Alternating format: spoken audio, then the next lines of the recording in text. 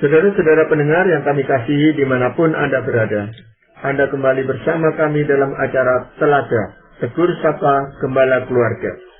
Saya Gunawan Santosa dari Lembaga Bina Keluarga Kristen akan berbincang-bincang dengan Bapak Pendeta Dr. Paul Gunadi. Beliau adalah seorang pakar dalam bidang konseling. Perbincangan kami kali ini tentang pergumulan di hari tua. Kami percaya acara ini pasti bermanfaat bagi kita sekalian dan dari studio kami mengucapkan selamat mengikuti. Kita memang berharap gitu Pak Boleh kalau bisa memasuki usia yang lanjut gitu. Tetapi ternyata di usia yang lanjut itu juga ada permasalahan-permasalahannya sendiri. Sering kita memikirkan kalau kita sudah paruh baya, gitu, kita memikirkan wah enak ini nanti kalau sudah pensiun atau sudah tidak kerja lagi, tentu ada hal-hal yang dulunya tidak bisa kita lakukan, bisa kita kerjakan pada masa pensiun. Ternyata pada masa pensiun pun hal itu tidak bisa kita kerjakan. Jadi memang di usia berapapun kita ini selalu ada masalah yang harus kita hadapi itu Bapak. Betul Pak Gunawan. Jadi memang ya kita ini berpikir di hari tua kita akan beristirahat, menikmatinya. Tapi sekarang kita harus menerima fakta bahwa nggak bisa. Kita masih terus harus bergumul dan kita nggak tahu kapan ini semua akan berakhir. Nah jadi yang kita mau bahas pada kesempatan ini adalah apakah yang mesti kita perbuat bila itu adalah porsi kehidupan yang harus kita jalani.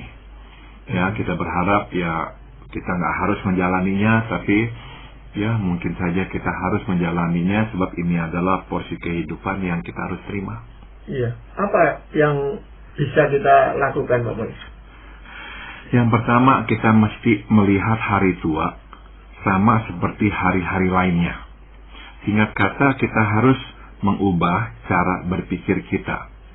Pada umumnya kan kita melihat hari tua sebagai hari kita beristirahat dan menikmati hidup sebelum kita mengakhirinya. Pada kenyataannya, Tuhan tidak melihatnya seperti itu, Pak Gunawan. Setiap hari, tidak soal di masa muda atau di masa tua, adalah hari di mana Tuhan mengerjakan pekerjaannya dan menggenapi kehendak-Nya. Kita tidak dapat meminta Tuhan untuk membebas tugaskan kita karena sudah tua. Dengan kata lain, kita tidak bisa meminta Tuhan untuk mengecualikan kita dari persoalan hidup atas dasar usia.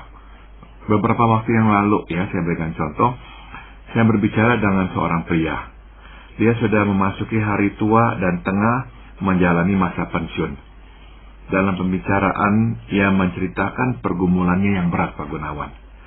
Oleh karena saya mengenalnya sejak muda, saya tahu masa mudanya tidaklah sesusah masa tuanya. Apa yang digumulkannya dulu masih tetap digumulkannya hari ini. Itu betul. Masalahnya adalah sekarang ada hal-hal baru yang mesti digumulkannya. Beban tidak berkurang, malah bertambah di hari tua akhirnya. Seperti begitu. Tadi Pak Paul katakan kita harus mengubah cara berpikir kita. Ini kan sesuatu yang tidak mudah gitu dilakukan. Karena kita juga tidak tahu kok. Mau dirubah seperti apa pola pikir ini gitu Pak Paul?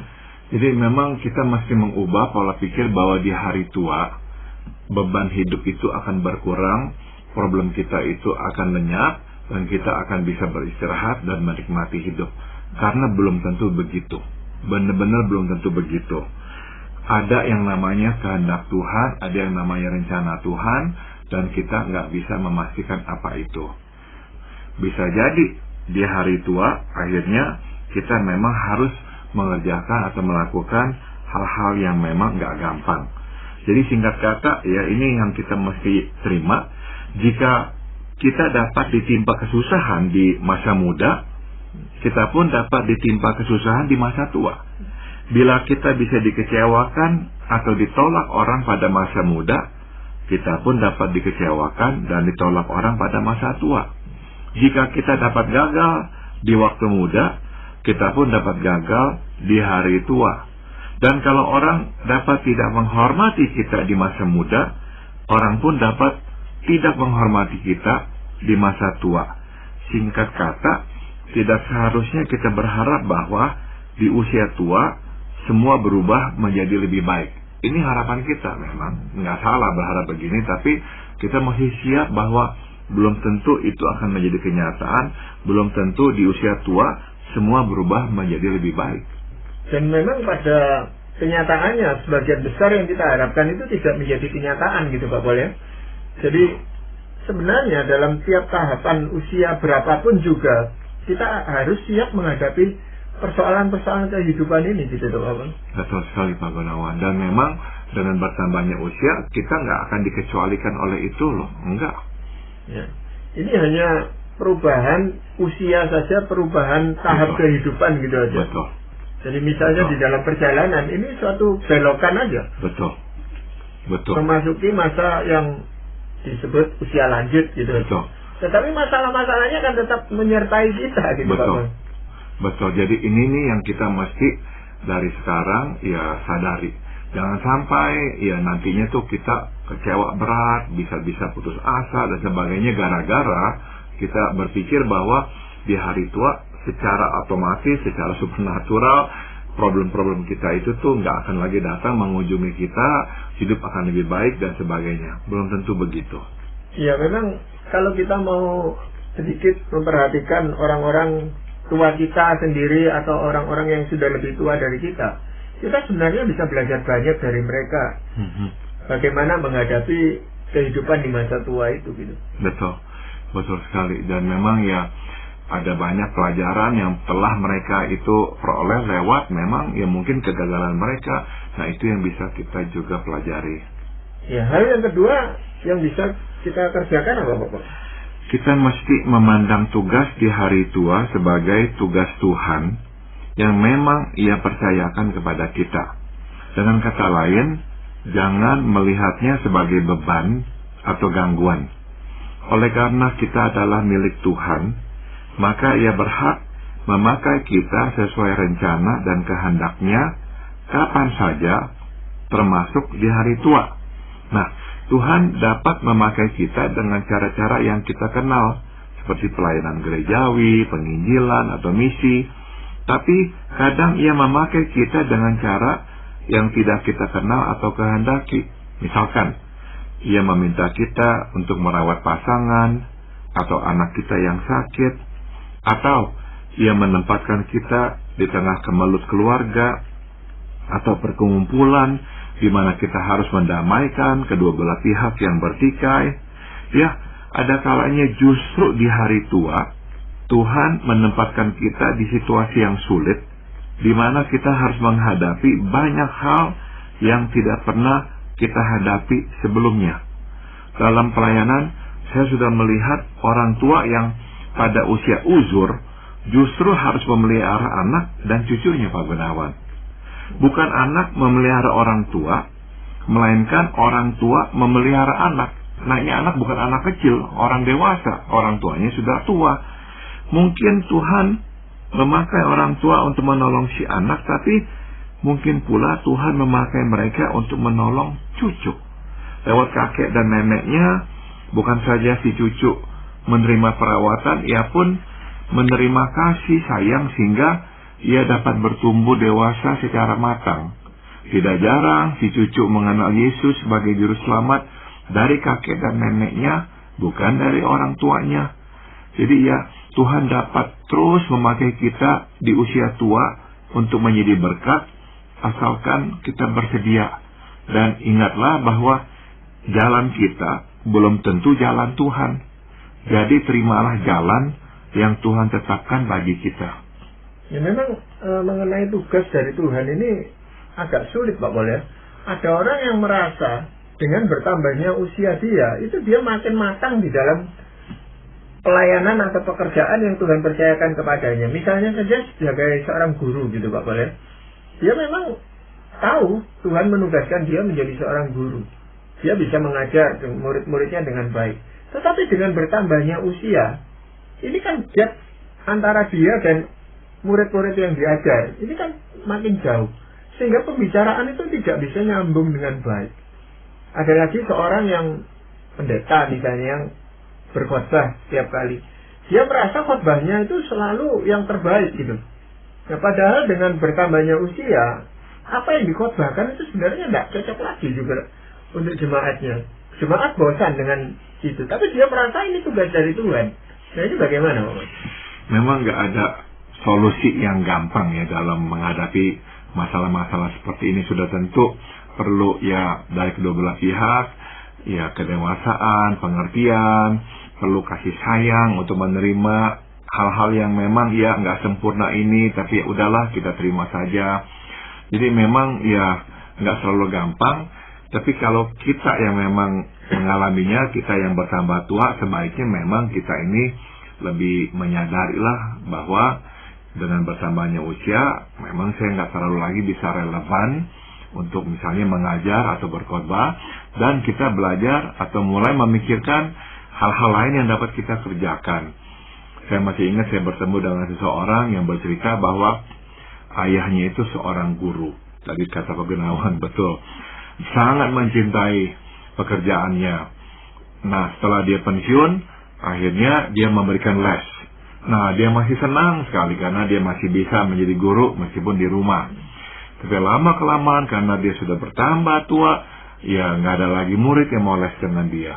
Nah, anaknya cerita bahwa itu sangat memukul ayahnya. Sangat memukul ayahnya sehingga si ayah itu tuh sering kali jadinya seperti orang yang depresi, kehilangan dirinya. Nah, seharusnya memang ya kita menyadari ya udah ini kita nggak bisa kerjakan lagi, kita lakukan hal yang lain. Jadi carilah hal-hal lain yang bisa kita kerjakan, sebab bisa jadi itulah tugas yang Tuhan embankan kepada kita. Dan juga tadi saya sudah sebut, ada tugas-tugas yang kita sudah kenali sebagai namanya pelayanan, tapi ada hal-hal yang kita nggak kenali sebagai pelayanan, yang sebetulnya adalah sebuah pelayanan. Sebab pelayanan itu nggak terbatas pada misalnya ya ke gereja melayani Tuhan di sana. Ada banyak hal yang bisa kita kerjakan baik di rumah maupun di lingkungan kita yang adalah bagian dari pelayanan kita kepada Tuhan.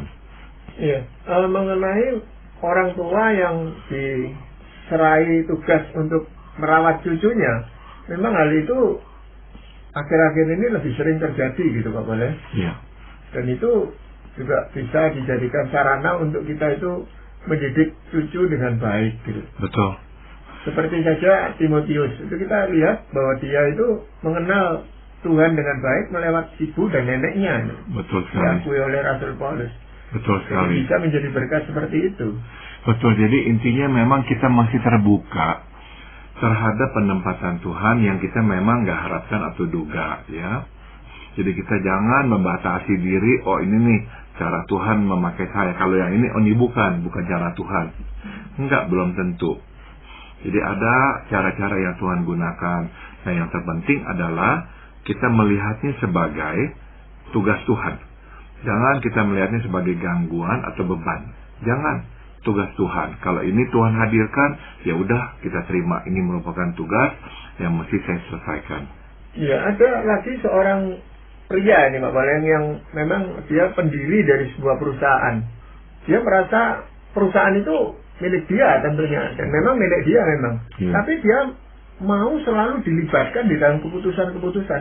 Padahal keputusan-keputusannya itu sudah tidak relevan lagi. Betul, betul. Jadi kalaupun dia diundang di dalam rapat kepengurusan perusahaan, dia di sana juga tidak bisa mengikuti pembicaraan. Betul. Para yang muda-muda ini, orang-orang yang muda-muda ini gitu. Betul, betul. Ya memang jadinya ya penting sekali kita ini bahasa kita ya bagus, yaitu tahu diri ya. Ya udahlah, memang kalau memang kita udah nggak relevan lagi atau apa, ya kita yang tahu diri, kita yang mulai mengundurkan diri. Nah itu yang sulit Pak Bro ya. Iya. Itu yang sulit untuk merubah pikiran menjadi seperti itu.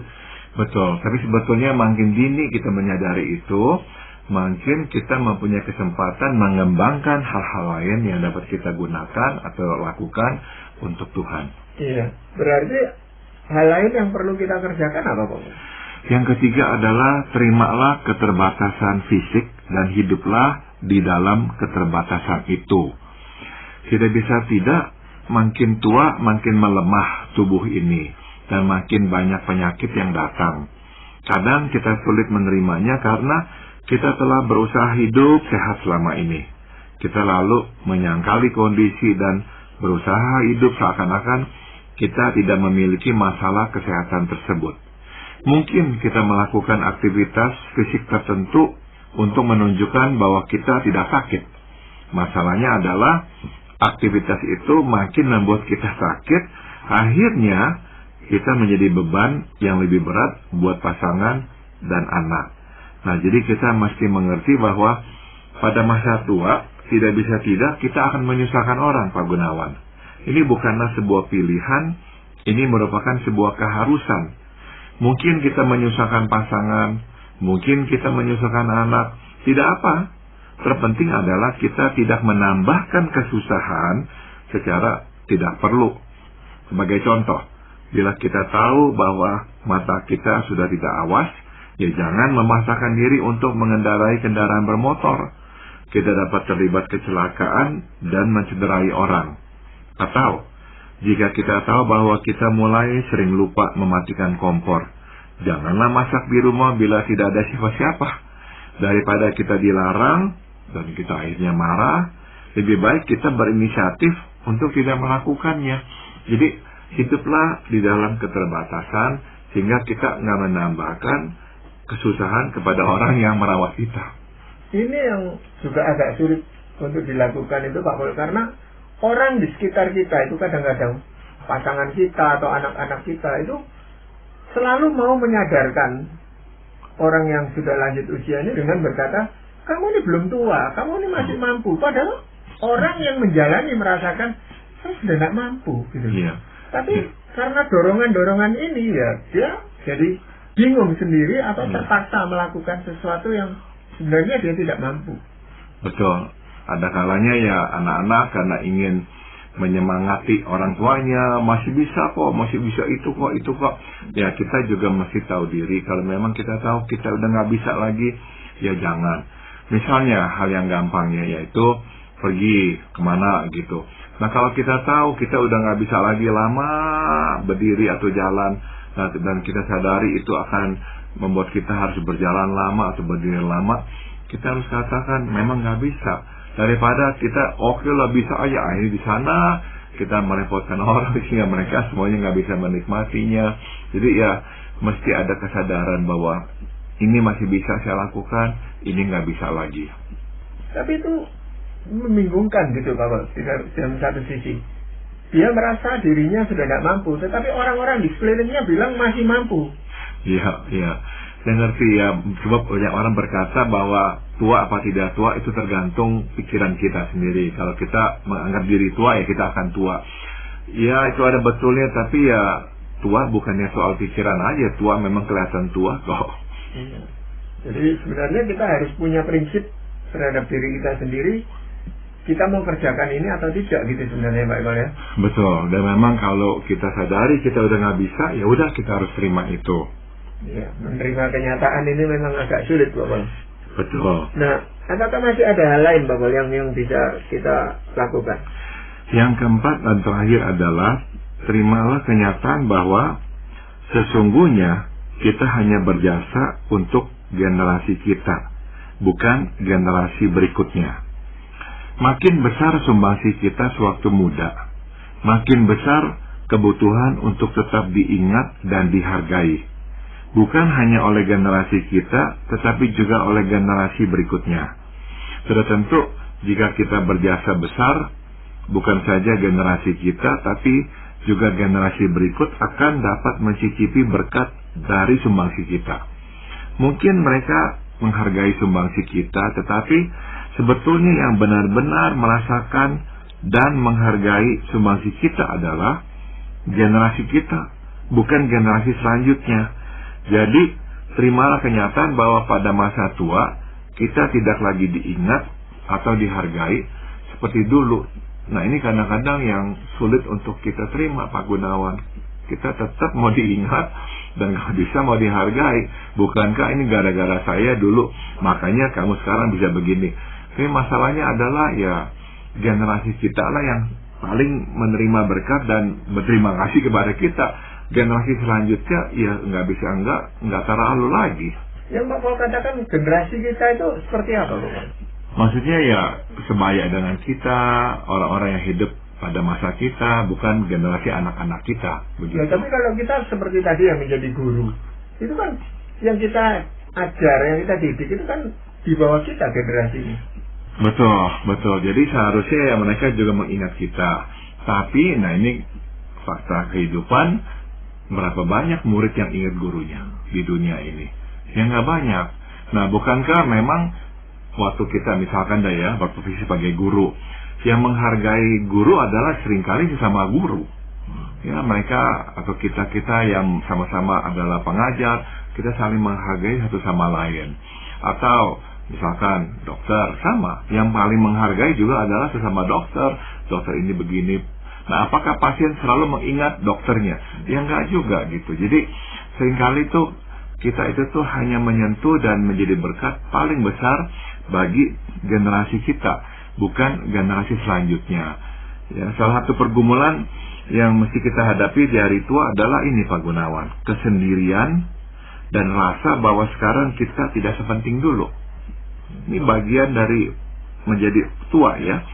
Jika tidak berhati-hati, kita dapat hanyut dalam perasaan sedih dan kecewa. Atau sebaliknya, kita marah dan menyalahkan orang karena merasa tidak diperlakukan penting lagi. Kita harus siap hati bahwa pada masa tua, orang yang mengenal dan mengingat kita akan berkurang, bukannya bertambah. Enggak. Ingatlah, setiap generasi mempunyai pahlawannya masing-masing.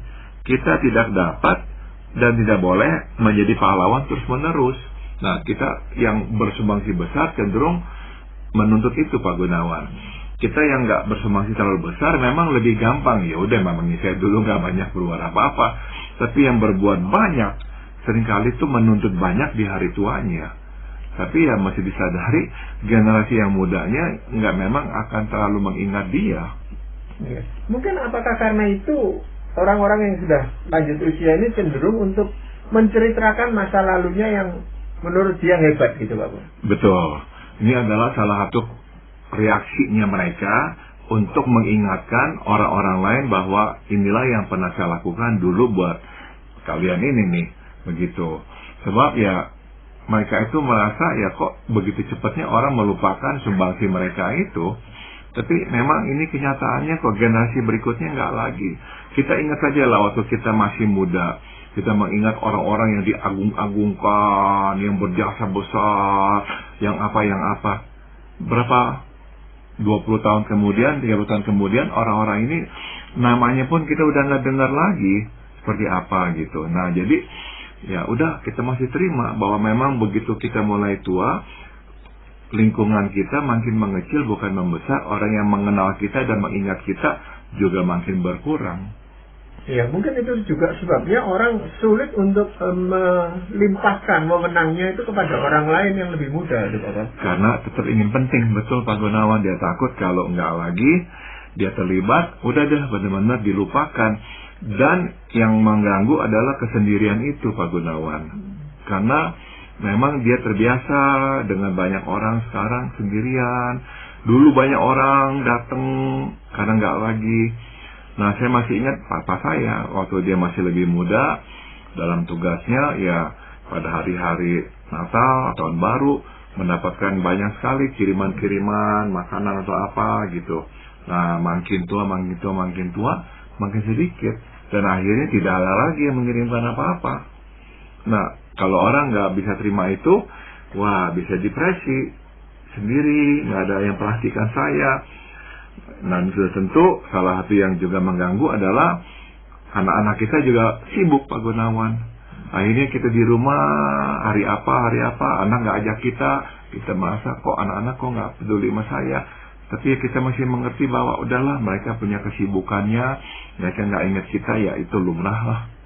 Jadi itu berarti kita itu mesti mempersiapkan diri untuk menghadapi hal-hal yang tadi Pak Paul sudah sampaikan itu, gitu Pak Paul ya. Betul. Jadi ini bukan sesuatu yang mudah, karena pada dasarnya kita menghendaki untuk selalu diingat, selalu dinomorsatukan, selalu dianggap penting, gitu Pak Paul. Betul. Apalagi oleh anak-anak kita. Nggak bisa nggak, itu akan lebih besar. dihargai oleh orang lain itu satu hal, tapi yang seringnya adalah oleh anak-anak kita. Kita berharap anak-anak kita ingat kita dong, jangan sampai lupain kita dong. Tapi kok lupa, kok nggak ingat. Kadang-kadang ada yang lupa mengucapkan selamat hari ulang tahun. Aduh, kita sedih sekali. Tapi ya akhirnya kita harus terima, ya udah memang makin tua kita makin nggak diingat. Iya, Bapak, dalam hal ini Bapak pergumulan yang begitu besar ya Bapak ya. Apakah ada firman Tuhan itu yang bisa mendukung kita atau memberikan arahan kepada kita Bapak? Firman Tuhan di Kisah Para Rasul pasal 13 ayat 36 berkata, sebab Daud melakukan kehendak Allah pada zamannya, lalu ia mangkat dan dibaringkan di samping nenek moyangnya. Perkataan pada zamannya dapat pula diterjemahkan pada generasinya. Jadi bisa diterjemahkan sebab Daud melakukan kehendak Allah pada generasinya, lalu ia mangkat dan dibaringkan di samping nenek moyangnya. Jadi firman Tuhan mengingatkan kita bahwa tugas kita adalah melayani dan menggenapi kehendak Tuhan pada zaman atau generasi kita. Jadi lakukanlah kewajiban kita, setelah itu diamlah. Jangan menuntut generasi berikutnya untuk mengingat dan menghargai kita. Terpenting adalah Tuhan melihat dan mengingat kita. Nah ini masalahnya Pak, kalau seringkali pada zaman itu, pada generasi itu kita tidak berbuat apa-apa, tidak terlalu berbuat banyak. Nah nanti setelah itu lewat kita mencoba untuk menebus kekurangan kita itu, tetapi kita sudah kehilangan. Betul. Ada yang begitu Pak Gunawan, betul sekali. Yang merasa diri itu kok nggak berbuat banyak, nah sekarang sudah tua, mau berbuat banyak.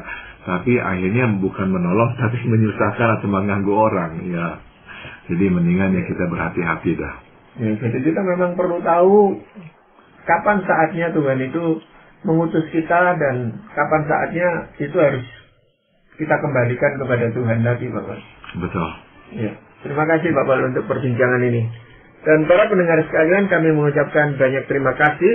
Anda telah mengikuti perbincangan kami dengan Bapak Pendeta Dr. Paul Gunadi dalam acara Telaga, Tegur Sapa Gembala Keluarga. Kami baru saja berbincang-bincang tentang pergumulan di hari tua. Bagi Anda yang berminat untuk mengetahui lebih lanjut mengenai acara ini, silakan menghubungi kami lewat surat. Alamatkan surat Anda ke Lembaga Bina Keluarga Kristen atau LBKK, Jalan Cimanuk 56, Malang. Kami juga mengundang Anda mengunjungi situs kami di www.telaga.org. Saran-saran, pertanyaan, serta tanggapan Anda sangat kami nantikan.